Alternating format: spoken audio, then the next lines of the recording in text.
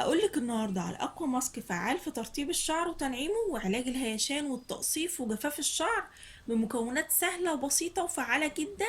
وأول ما هتشوفي المكونات اللي هستخدمها في الوصفة وانتي هتعرفين الماسك ده روعة وهيحللك كل مشاكل الشعر وهيفرد شعرك قبل العيد.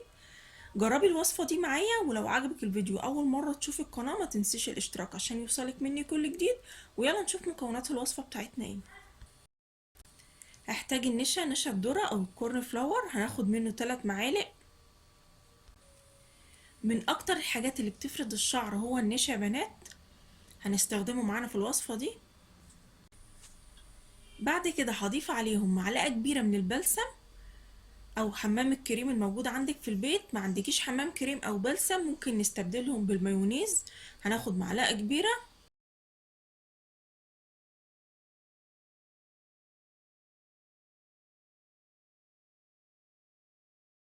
مكونات الوصفة حلوة جدا يا بنات، جربوها معايا. هركنهم على جنب كده شوية لغاية ما اكمل بقية المكونات. هحتاج قطعة من الصبار اكون غسلتها كويس جدا وشلت الشوك منها وفتحتها كده زي ما انتوا شايفين. ما عندكيش صبار طبيعي ممكن تجيب الالوفيرا جيل الموجودة في الصيدليات. الصبار هايل جدا يا بنات، بيفرد الشعر وبينعمه وبيديله الترطيب والنعومة. بيمنع الهيشان، حلو جدا. هطلع الجل كده يا بنات زي ما انتوا شايفين، مفيد جدا جدا الصبار للشعر.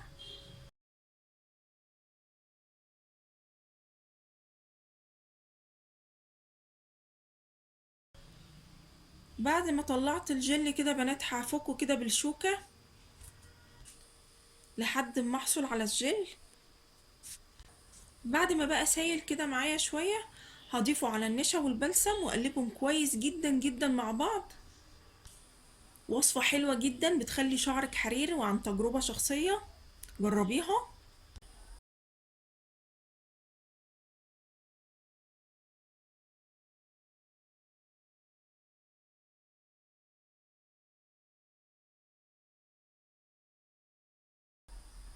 بعد ما قلبتهم كويس كده هضيف بقى اخر مكون معايا. المكون ده عبقري يا بنات، عبقري بجد، حلو جدا للشعر. هو الجريسلين الطبيعي بنجيبه من الصيدليات، باخد منه معلقة، بيحافظ على الترطيب اللي موجود في الشعر، بيرطب الشعر جدا. دي كده كل مكونات الماسك بتاعي. كده الماسك بتاعي بقى جاهز ان انا استخدمه. هوزعه على شعري بالكامل من الجذور للاطراف، وهلبس بونيه على شعري وهسيب الماسك ده على شعري ساعة. وبعد كده هغسل شعري زي ما بتغسليه كالمعتاد بالشامبو او البلسم الموجود عندك. وبعد كده الخطوة المهمة اللي انا لازم اعملها بعد كل وصفة انا هعملها لشعري او اي ماسك هعمله لشعري، لازم ان انا الف شعري طاقية. بستنى لما شعري يبقى مندي كده شوية ما يكونش مبلول، وبعد كده اعمل طاقية لشعري. عشان احافظ على الترطيب والنعومة الموجودة في شعري لازم اعمل الخطوة دي يا بنات. في كل فيديو بقول لكم نفس الكلام ده يا بنات، لازم ان احنا نعمل شعرنا طاقية او دوامة لانها بتفرق معانا كتير جدا وبتحافظ على الترطيب والنعومة اللي احنا عملناها في شعرنا.